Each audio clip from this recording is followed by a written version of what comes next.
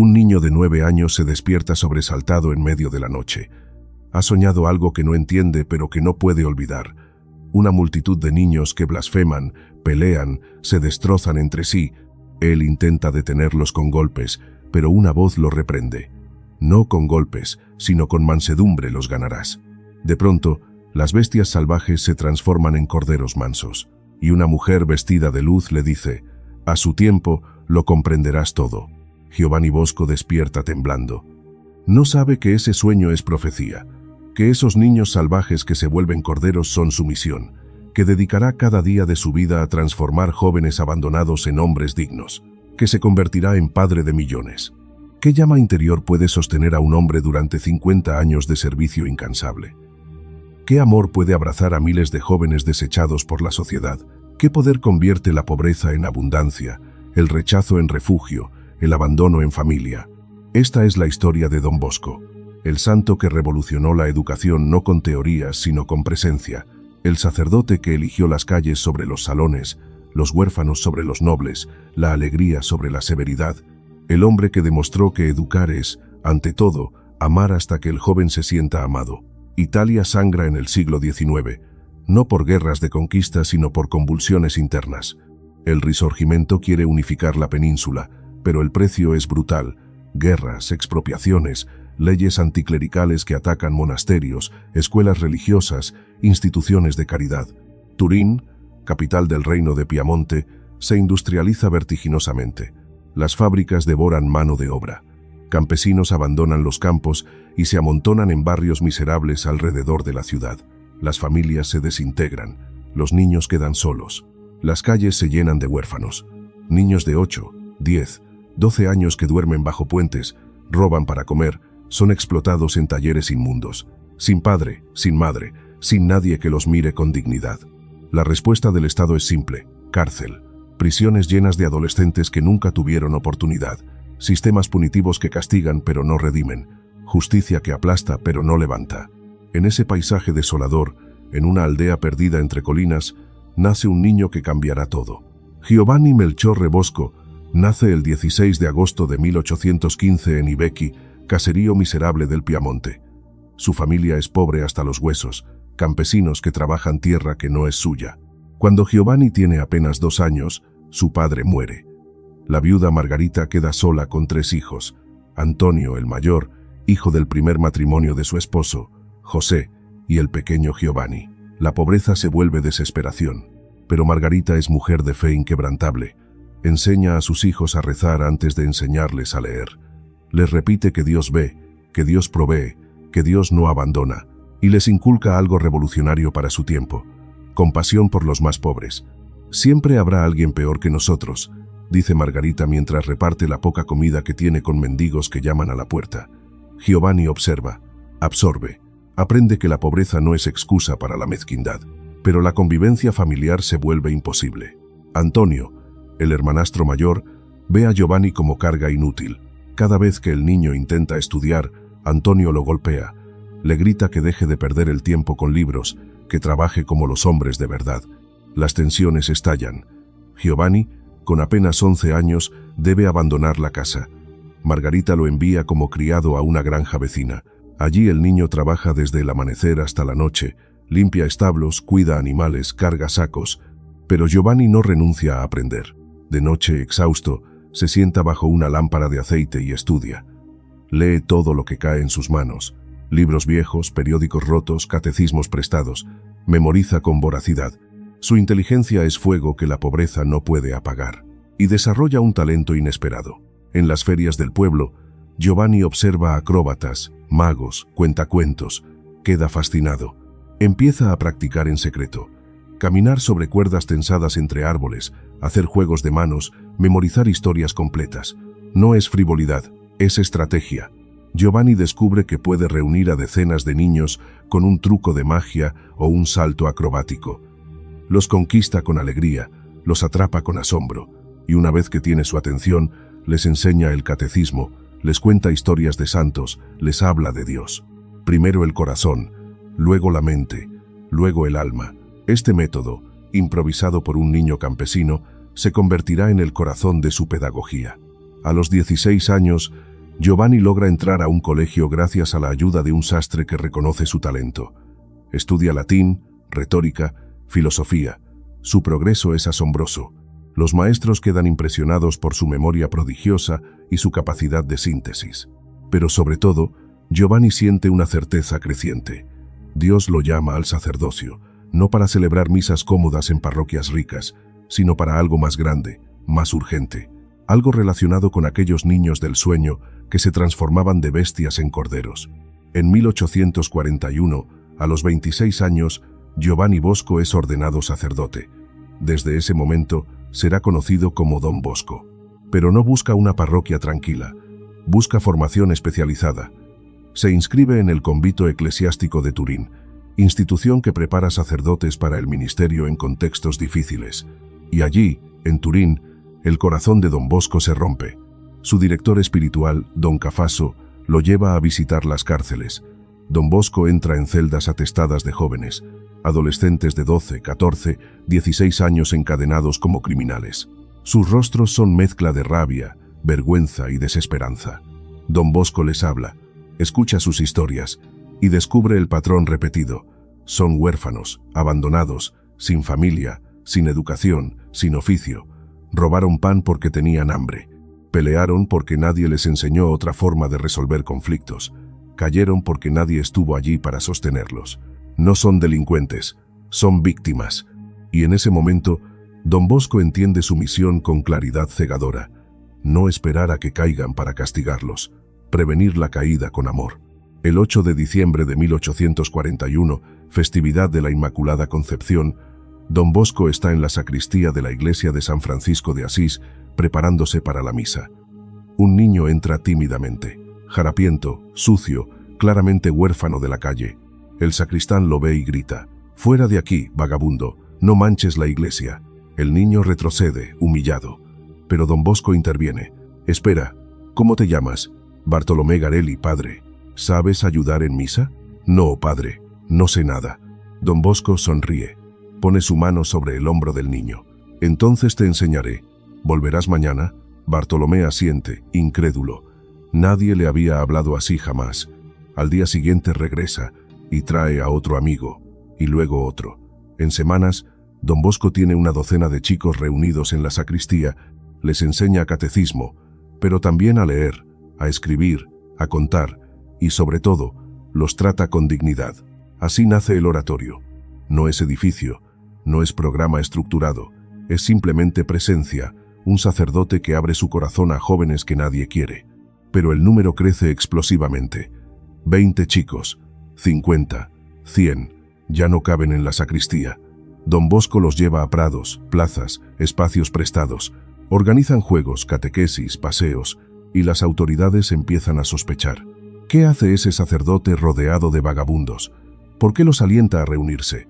¿No será agitador político disfrazado de religioso? En tiempos de revoluciones anticlericales, cualquier reunión es sospechosa. Don Bosco es interrogado, vigilado, amenazado. Incluso algunos sacerdotes lo critican. Está creando desorden, exponiendo a la iglesia, desprestigiando el ministerio. Pero Don Bosco no se detiene. Busca un lugar estable, consigue permisos precarios. Es expulsado de varios sitios. Los vecinos se quejan del ruido, la suciedad, el peligro de tener tantos delincuentes juveniles cerca. Finalmente, en 1846, halla refugio en Baldocco, barrio marginal de Turín. Alquila un cobertizo miserable llamado Casa Pinardi. Es poco más que un establo, techo de paja, paredes agrietadas, suelo de tierra, pero Don Bosco lo transforma en hogar.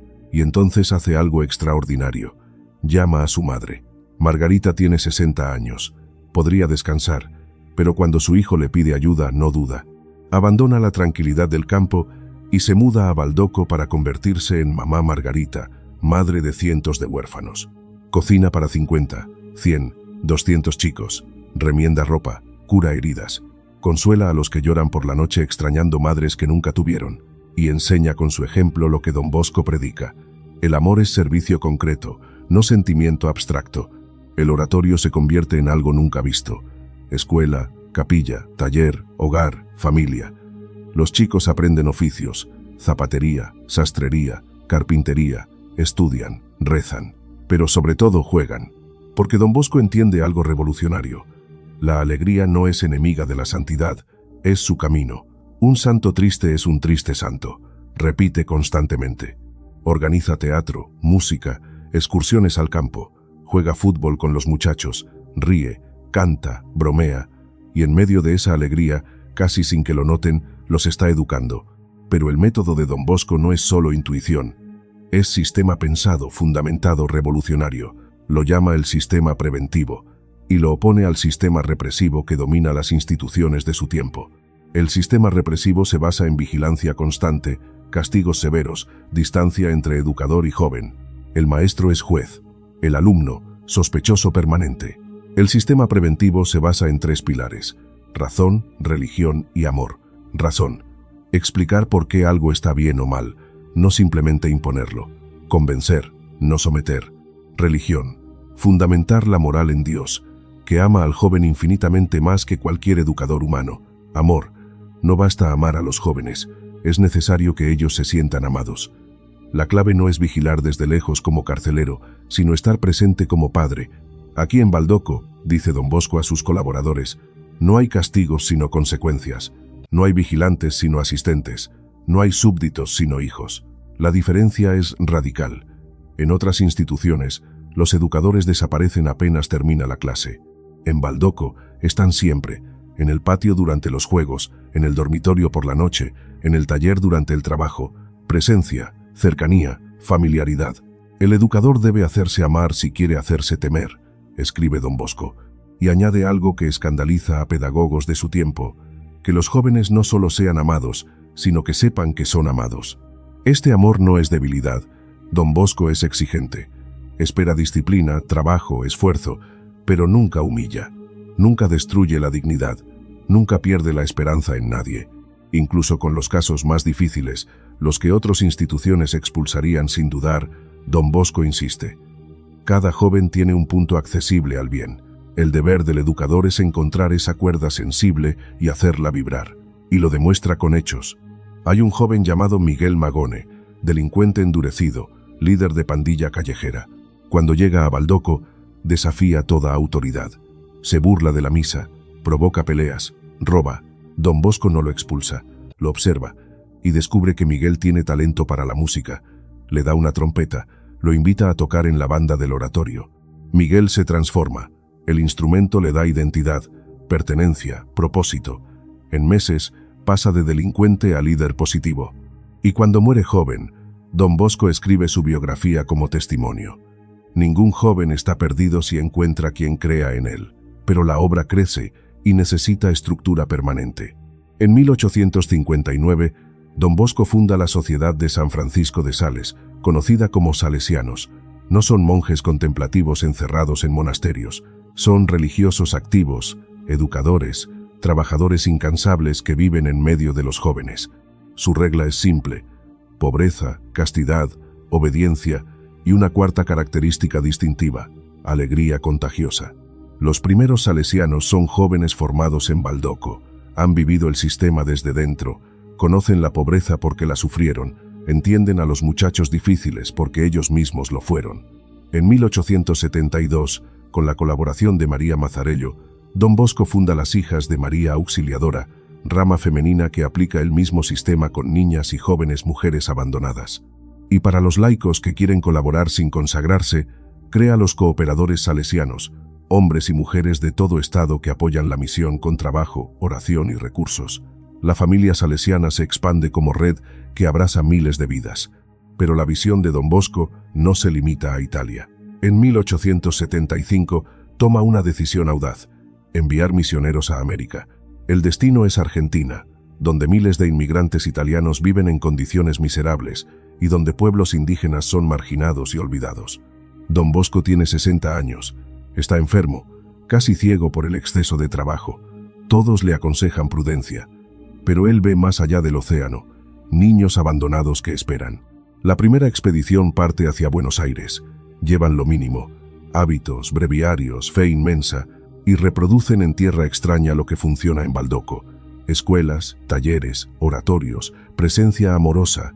Las misiones salesianas se multiplican. Argentina, Uruguay, Brasil, Chile, llegan a la Patagonia, región inhóspita donde nadie quiere ir.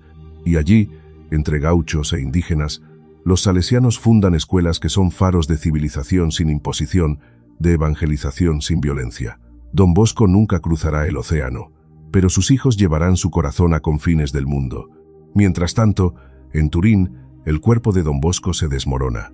Décadas de trabajo incesante cobran precio brutal. Duerme 3, 4 horas por noche, come lo mínimo. Viaja constantemente recaudando fondos, visitando casas, animando colaboradores. Sus piernas se hinchan, la vista casi desaparece. Los médicos le ordenan reposo absoluto. Don Bosco obedece. Por 3 días. Luego regresa al trabajo. Tengo que consumirme hasta la última gota, dice. Los jóvenes me esperan. Aún casi ciego, sigue dictando cartas. Aún postrado, recibe visitantes. Aún muriendo, planifica nuevas fundaciones. El 31 de enero de 1888, rodeado de sus salesianos, Don Bosco exhala su último suspiro. Tiene 72 años. Ha fundado cientos de casas, ha formado miles de sacerdotes y religiosos, ha rescatado a decenas de miles de jóvenes de la calle, la cárcel, la desesperanza. Su funeral es multitud. Turín entera sale a despedirlo. No solo católicos, también anticlericales, masones, agnósticos, porque todos reconocen. Este hombre amó sin condiciones, sirvió sin descanso, entregó todo sin pedir nada. Las historias de milagros comienzan inmediatamente. Curaciones inexplicables atribuidas a su intercesión, favores extraordinarios. El proceso de canonización avanza rápidamente. En 1929, apenas 41 años después de su muerte, Don Bosco es beatificado. En 1934, canonizado. La Iglesia reconoce oficialmente lo que millones ya sabían. Este hombre era santo. Pero su legado no es solo eclesiástico, es mundial. Hoy, los salesianos trabajan en 134 pascalises. Miles de escuelas, universidades, centros de formación profesional llevan su nombre. Millones de jóvenes pasan cada año por instituciones salesianas. Pero más allá de números, Don Bosco dejó un método. Educar con el corazón, no solo con la cabeza. Prevenir en lugar de castigar. Acompañar en lugar de vigilar. Creer en el joven difícil cuando todos los demás se rinden. Y sobre todo, dejó una pregunta que sigue vigente. Los jóvenes abandonados de Don Bosco eran huérfanos de las calles de Turín. Hoy tienen otros rostros, pero siguen existiendo. Son niños migrantes separados de sus familias, adolescentes atrapados en adicciones, jóvenes ahogados en soledad digital pese a estar conectados permanentemente. Muchachos sin propósito en sociedades que los ignoran o los explotan. El abandono cambió de forma, pero sigue siendo abandono. Y la respuesta de Don Bosco sigue siendo actual. Presencia amorosa, mirar al joven con dignidad, descubrir su punto accesible al bien, creer en él cuando nadie más cree, amarlo hasta que se sienta amado. No es método complicado, es revolucionariamente simple, pero requiere lo que requirió de Don Bosco: entrega total, renunciar al confort por la misión, elegir el servicio sobre el prestigio, dar la vida gota a gota, día tras día, sin esperar reconocimiento. ¿Quién está dispuesto a eso hoy? El sueño del niño de 9 años se cumplió con exactitud profética. Las bestias salvajes se convirtieron en corderos, no con golpes sino con mansedumbre, no con castigos sino con amor. Y la voz que le prometió "a su tiempo lo comprenderás" tenía razón. Don Bosco comprendió, vivió, entregó todo. Ahora la pregunta es para nosotros. ¿Vemos a los jóvenes de hoy como bestias salvajes que hay que controlar, o como corderos que esperan ser amados? ¿Respondemos con sistemas represivos o preventivos? ¿Vigilamos desde lejos o acompañamos de cerca? ¿Educamos con miedo o con alegría? Don Bosco no escribió tratados filosóficos, vivió una respuesta, y esa respuesta sigue esperando multiplicarse en cada educador, padre, maestro, mentor que encuentre un joven perdido y decida no pasar de largo. Que se acerque, que pregunte su nombre, que ponga la mano sobre su hombro, que diga las palabras que Bartolomé Garelli escuchó en aquella sacristía hace casi 2 siglos. ¿Volverás mañana? Porque cada joven que regresa es cordero salvado, cada vida rescatada es profecía cumplida, cada abrazo dado es victoria del amor sobre el abandono. Don Bosco lo demostró. Es posible, no fácil, pero posible, y los corderos siguen esperando.